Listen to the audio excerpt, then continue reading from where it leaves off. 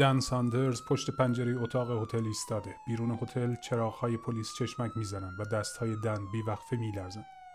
4 ماه پیش اون فقط یه بارمن خسته و بی پول توی شهر کوچیک تو کشور استرالیا بود، ولی بعد یه دستگاه خودپرداز با یه ویژگی عجیب پیدا کرد.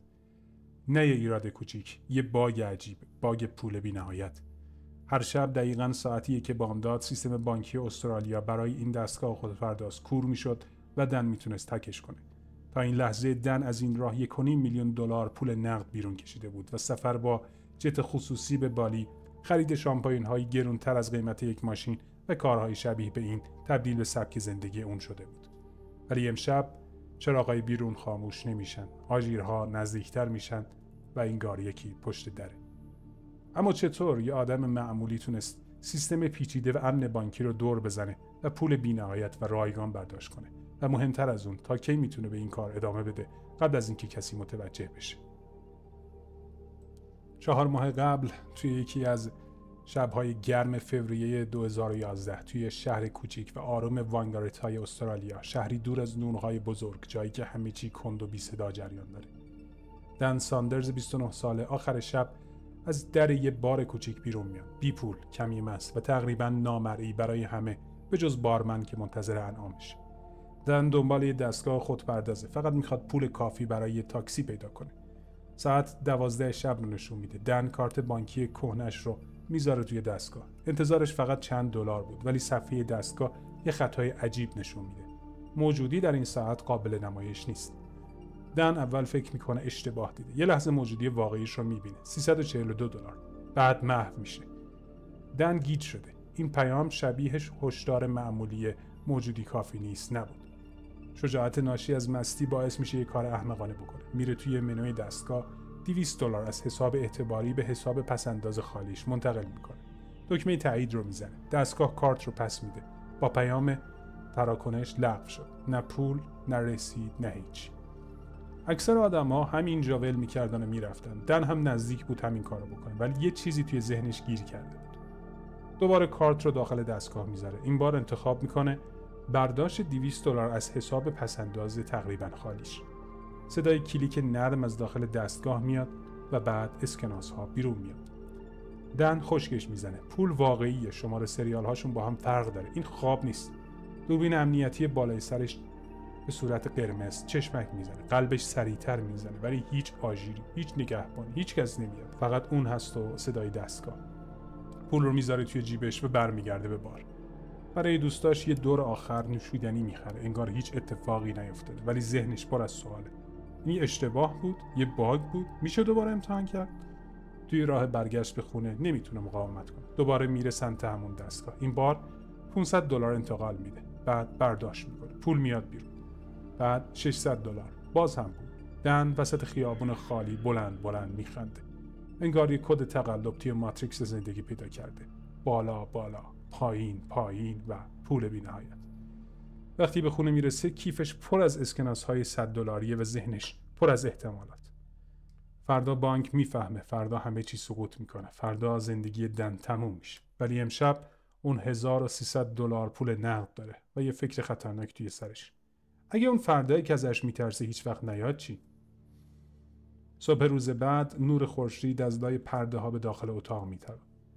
دن نیمه هوشیار روی تخت غلط میزنه. مطمئن نیست دیشب واقعا اتفاق افتاده یا فقط یه توهم در مستی بوده. ولی روی میز کنار تخت یک کیف پر از اسکناس نشسته. 2000 دلار پول نقد، پولی که دیروز وجود نداشت. قلبش تون میزنه. این واقعی بود. اون واقعا با دستای خودش پول رو از هیچ بیرون کشیده. دستاش میلرزه. گوشی رو برمیداره و با خط گویای بانک تماس میگیره. صدای رباتیک میگه موجودی حساب پسنداز 2000 دلار. دن نفس راحتی میکشه. پس پول از یه جایی اومده. البته حسابش الان رسما منفی شده، ولی بانک هنوز چیزی رو نبسته. هنوز نه. اینجاست که یه نقشه میکشه. اگه خودپرداز هر شب هی میکنه و کور میشه، دن میتونه پول رو برداره و بعد با یه انتقال جعلی دوباره حساب رو پر کنه. هر شب بدهی دیروز رو با یه انتقال بزرگتر میپوشونه. یه چرخه بی پایان. پولی که ظاهر میشه و دوباره محو میشه. مثل یه یویو. همون شب دوباره برمیگرده سراغ همون دستگاه. ساعتیه که بام داد. کارت رو میذاره. این بار جسورتره. $4000 از حساب اعتباری به پسنداز منتقل میکنه، در حالی که میدونه سقف اعتبارش اصلاً اینقدر نیست.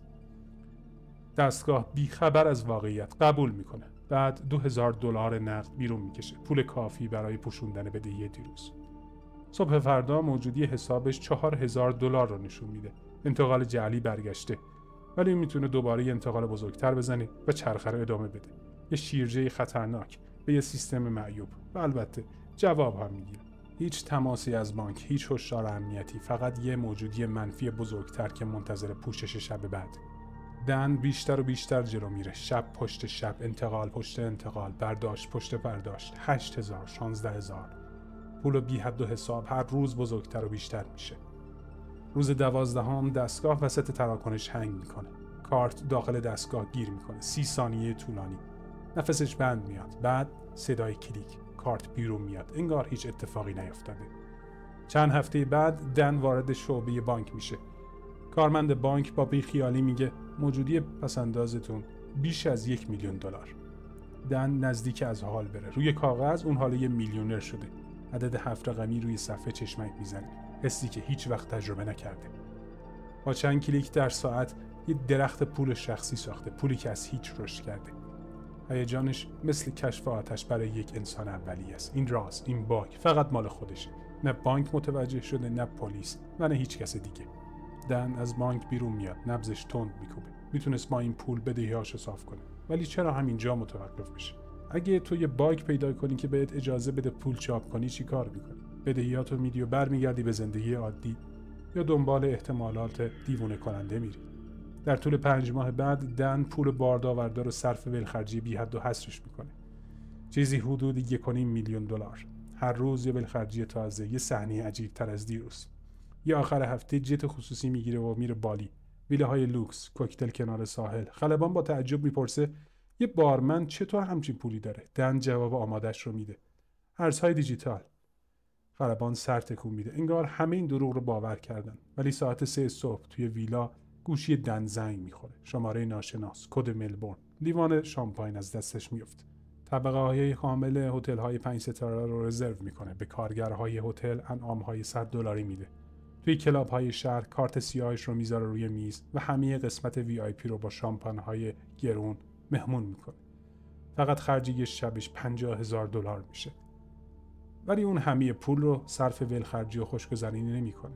دن کش میکنه بخشیدن پول هم یه جورایی مست کننده و لذت بخشه.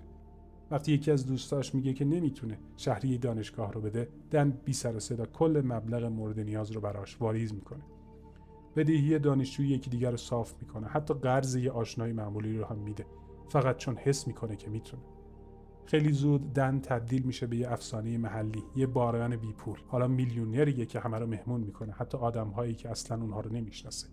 آدم‌هایی که هیچ وقت اسمش رو یادشون نبود، یهو میگن باهاش هم مدرسه بودن. غریبه‌ها دورش جمع میشن، بوی پول آسون رو حس میکنن. مردها با احترام بهش نگاه میکنن. زن‌هایی که هیچ وقت محلش نمیذاشتن حالا به هر کلمه‌ای که میگه با دقت گوش میدن. داشتن پول یا حتی فقط نشون دادن این که پول داری همه چی رو عوض میکنه. دن غرق این حسه. زندگیش شبیه به مونتاژ فیلم شده. جت خصوصی، سویت های پنت هاوس، VIP بودن همه جا و همش از طریق باگ که هیچ کس جز خودش خبر نداره. هر شب هنوز اون مراسم نیمه شب رو انجام میده. پول رو بین حساب‌های خیالی جابجا میکنه تا این توهم ثروت زنده بمونه. به خانواده‌اش دروغ میگه سرمایه‌گذار شده یا توی املاک کار میکنه. هر چیزی جز حقیقت. ته دلش میدونه داره روی زمان قرضی زندگی میکنه، ولی هیجانش خیلی بزرگتر از اونه که متوقف بشه. هنوز نه. یه شب توی بار شیک ملبورن دوست نزدیکش جیک دست دن رو میگیره. آروم توی گوش دن میگه میدونم داری چی کار میکنی. موسیقی توی ذهن دن قطع میشه. جیک ادامه میده دیدمت هفته پیش، داری میری زندان رفیق. نمیتونم ببینم این اتفاق میفته. دستشو ول میکنه و میره. دن یه بطری دیگه سفارش میده، گرون ترینش. سعی میکنه اون حس ترس توی معده‌اش رو خاموش کنه، ولی حقیقت اینه معتاد شده. معتاد به نقش آدم پولدار، قهرمان، ستاره شب. با این حال وقتی مهمونی ها تموم میشن و سکوت میاد، یه سایه توی ذهنش میخزه، یه ترس خاموش مثل صدای دور یه طوفان. بهار 2011 که جلو میره اون سایه بزرگتر میشه. دن میدونه این قضیه نمیتونه برای همیشه ادامه داشته باشه. هر سفر دیوونه کننده بالاخره به آخر جاده میرسه، ولی کی و چطور؟ اواخر بهار 2011 اعصاب دن دیگه داغون شده. همون مردی که یه زمانی از پول بی‌نهایت کیف میکرد، حالا از هر سایه‌ای میترسه. هر شب با یه کابوس تکراری از خواب میپره. چراغ‌های قرمز و آبی پلیس پشت پنجره، مأمورها که میان ببرنش. دستاش مدام میلرزن، حمله‌های عصبی بی هوا به سراغش میاد. قلبش جوری میکوبه که انگار میخواد از سینه‌اش فرار کنه. یه عادت جدید پیدا کرده. هر صبح اسم خودش رو با کلمه دستگیری یا کلاهبرداری گوگل میکنه. هیچ خبری نیست، ولی ترس و نگرانی مثل یه سایه سنگین روی ذهنش نقش بسته. هر بار که تلفن زنگ میزنه با عجله برمیداره، امیدواره به اینکه بالاخره یکی بیاد و این نمایش رو تموم کنه.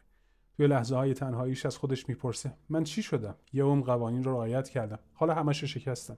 و وجدانش دیگه ساکت نمیمونه. بانک هنوز چیزی نفهمیده. بخش تقلب بانک گاهی بهش زنگ میزنه، ولی فقط برای تایید خرج‌های عجیبش. آیا شما $8,000 توی هتل لوکس خرج کردید؟ دن آه میکشه. آره اون من بودم. اپراتور با خوشحالی جواب میده خیلی خوب، فقط خواستم مطمئن بشم. مسخره است. اون داره با پول دزدی زندگی میکنه و تنها چیزی که بانک میگه ممنون از خریدتون. ولی دیگه نمیتونه بخنده. خسته است، پر از ترس و شرم. ژوئن 2011 بالاخره ترمز میکشه. یه شب دیگه اون انتقال جعلی رو انجام نمیده. میذاره سیستم حقیقت رو نشون میده. موجودی حسابش یک هو سقوط میکنه. میلیون‌ها دلار منفی. صبح فردا با صدای لرزون به مدیر بانک زنگ میزنه. میخواد اعتراف کنه. حتی پیشنهاد میده باقی مانده پول رو پس بده. مدیر حرفشو قطع میکنه. آقا این دیگه موضوع پلیسه. ما نمیتونیم دربارش صحبت کنیم. قلب دن فرو میریزه. گوشی رو میذاره و منتظر آژیر میشینه. 1 ساعت، 2 ساعت، یه روز کامل. ولی هیچ کس نمیاد. سکوتی که بعدش میاد کر کننده است. روزها و هفته‌ها میگذرن و دن میفهمه چیزی بدتر از دستگیری در راهه. اونا نمیان چون دارن پرونده بزرگتری براش میسازن. هر تراکنش، هر برداشت، هر مهمونی ثبت میشه. سوال واقعی دیگه این نیست که آیا دستگیر میشه یا نه. سوال اینه چند سال زندان در انتظارش. 2 سال میگذره و هنوز هیچ کس در خونه دن رو نزده. اون توی یه برزخ زندگی میکنه. بانک ضرر 1.5 میلیون دلاری رو توی دفترهاش نگه داشته و دن هر روز با بار سنگین عذاب وجدان نفس میکشه. بالاخره دیگه طاقت نمیاره. سال 2013 خودش تصمیم میگیره همه چیز رو تموم کنه. با یه روزنامه بزرگ تماس میگیره و کل داستان رو براشون تعریف میکنه. خبر مثل آتیش تابستون پخش میشه. بارمن بی پول باگ نیمه شب دستگاه خودپرداز رو پیدا و مثل یه پادشاه زندگی کرد.